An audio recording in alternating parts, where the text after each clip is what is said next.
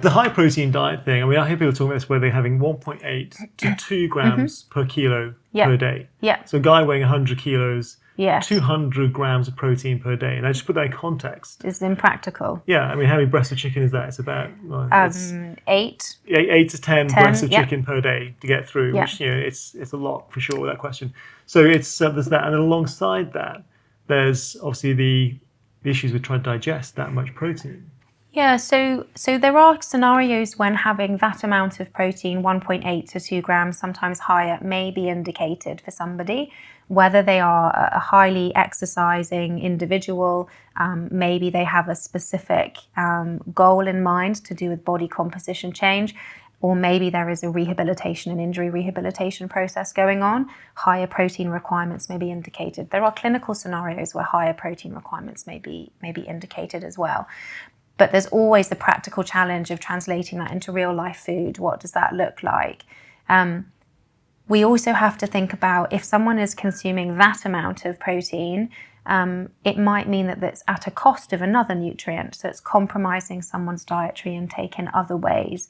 It might displace other nutrients, and therefore the overall nutritional intake is no longer balanced. So excess protein consumption, there is some really interesting research that looked at what amount of protein in grams per kilogram we can consume safely. And I think the research got up to 3 grams per kilogram per day. Wow. Had no negative effect in healthy individuals. And it's really important to say that in healthy individuals.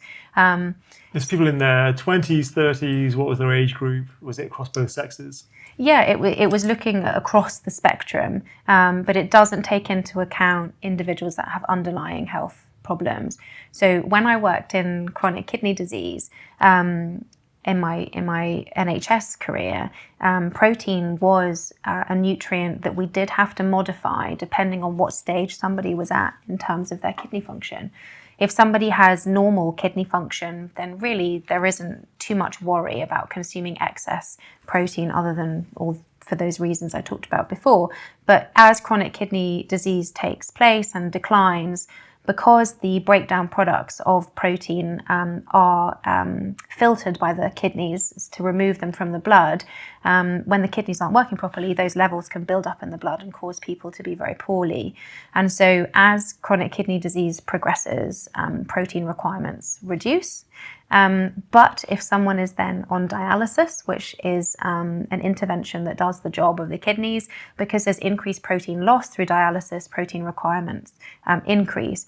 So I guess all of this to say is that everyone's protein requirements are entirely individual, depending on so many different factors, that it's really important that an individual assessment is made to determine what someone's needs really are. But in the main, if there's someone who's listening to this and they're thinking, well, I go to the gym 3 days a week and try to put a little bit of muscle mass on, I've been told that having 2.5 grams of protein per kilo body weight is going to be good for me. And they start doing that at the expense of maybe, because you can't eat that much food. I mean, it's a case of you can eat that protein, but as you say, it's expensive having then carbohydrates and some good fats elsewhere. Then that's all they're going for. If this is a guy going and pumping some weights here and there, they're going to be, constipated? Most likely. If it's displacing carbohydrate, if it's displacing fiber, there is an increased risk of constipation with that. Yeah, absolutely. And if it means that there isn't room for things like fruits and vegetables because they're too full from protein. Gradual malnutrition going on. Yeah, then micronutrient deficiencies may also be part of the picture as well. So it always comes back to balanced nutrition, which I know isn't very cool or very exciting, but it is fundamentally a foundation of good human health. So to move on from the kind of stuffing your face with protein 18 times a day to almost the converse of that for fasting. So fasting or various versions of fasting. Yes. Now, I've gone through various phases of looking at this stuff and listening to this stuff, and I've tried these things to see just as a guinea pig what they look like and feel like, whether that's 16/8, whether that's 24 hours, whether that's 48 hours.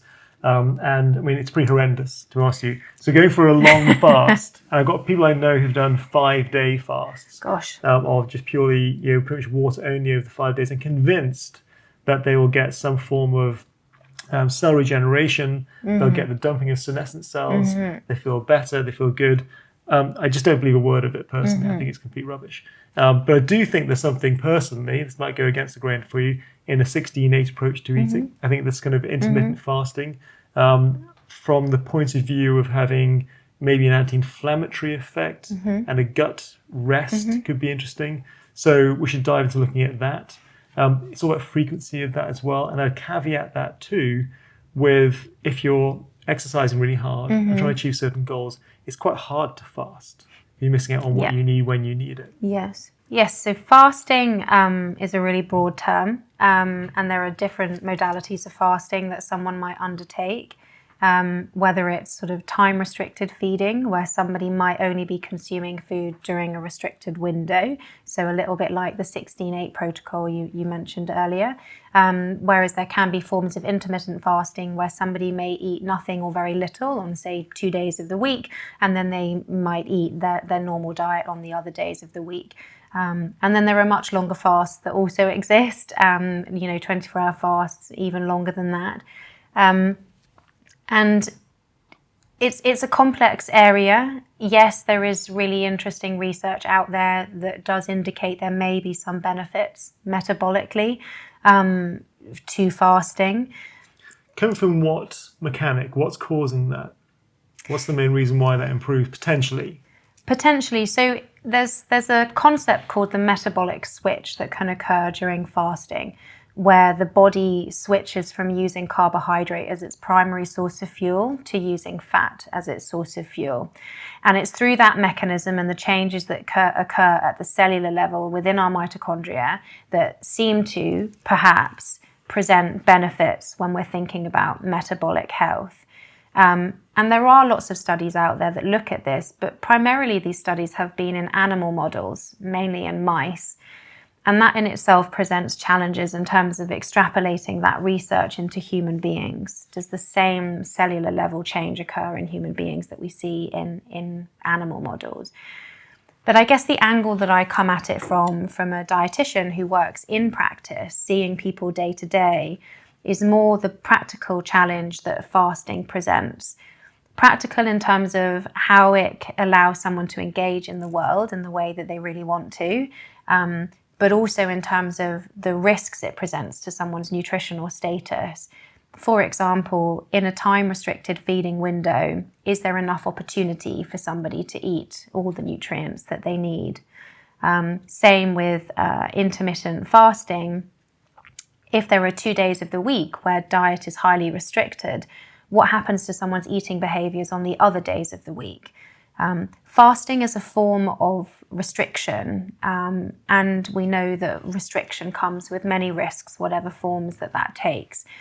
So lots of people I work with will want to adopt some sort of fasting approach, and that's okay, and we can work with that. But it does require careful planning to ensure that when they are eating, it is nutritionally complete, and also that those fasts in themselves, those periods of restriction, are not leading to problematic eating behaviours when they are eating. Because in theory, you're right, because someone within a sort of 16-8 approach, let's say, they're eating twice a day, effectively. And the chances are within that to have breakfast is one of those meals. Yes. And then it's going to be an early dinner for the next one. Yes.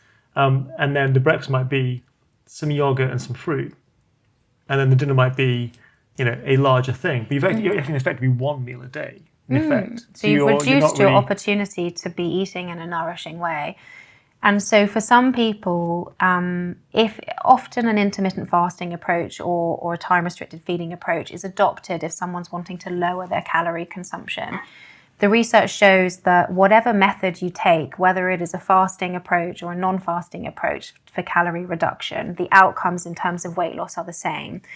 But what people tend to experience is that sticking to a lower calorie consumption is easier when your window for eating is reduced.